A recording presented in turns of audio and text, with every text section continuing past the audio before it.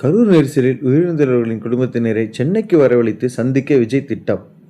கரூர் வேலுச்சாமிபுரத்தில் கடந்த 27ஆம் தேதி நடைபெற்ற தமிழக வெற்றிக் கழக தலைவர் விஜயின் பிரச்சார கூட்டத்தில் ஏற்பட்ட கூட்ட நெரிசலில் சிக்கி சுமார் 41 பேர் பரிதாபமாக உயிரிழந்தனர். 100க்கும் மேற்பட்டோர் காயமடைந்தனர்.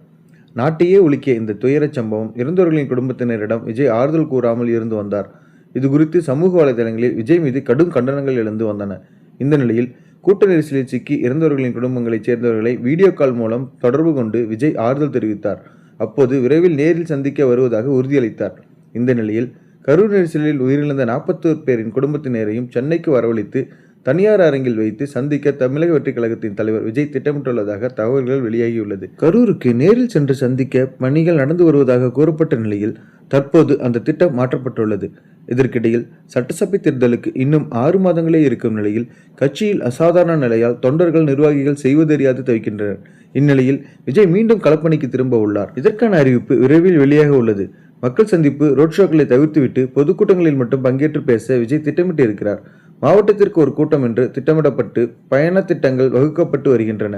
மாலை 3 மணி முதல் 5 மணிக்குள் பொதுக்கூட்டங்களை நடத்தி முடிக்கவும் விஜய் முடிவு செய்திருக்கிறார். தற்போது கரூர் சம்பவம் குறித்து விசாரணை நடந்து வருவதால் அடுத்த கட்ட நகர்வு குறித்து மிக கவனமாக விஜய் அடியெடுத்து வைக்கிறார். புதிய பயண திட்டம் குறித்த பட்டியல் அடுத்த வாரம் வெளியாக உள்ளது. ஒவ்வொரு மாவட்டத்தின் வெளிப்பகுதியிலும் தக்க பாதுகாப்பு வசதிகளுடன் கூட்டங்களை நடத்த போலீசாரின் அனுமதி கோரப்பட உள்ளது. பொதுக்கூட்டங்கள் நடத்துவதற்கு இடம் தேர்வு செய்வது குறித்தும் உரிய அனுமதி பெறுவது குறித்தும் மாவட்ட செயலாளருக்கு உரிய அறிவுரைகள் விஜய் வழங்கியுள்ளார். விரைவில் சென்னையில் மாவட்ட செயலாளர்கள் அவசர ஆலோசனை கூட்டம் நடக்க உள்ளது. இந்த திட்டத்தின் பிரச்சார பயண திட்டம் குறித்து முக்கிய முடிவுகள் எடுக்கப்படும் என தெரியப்படுகிறது.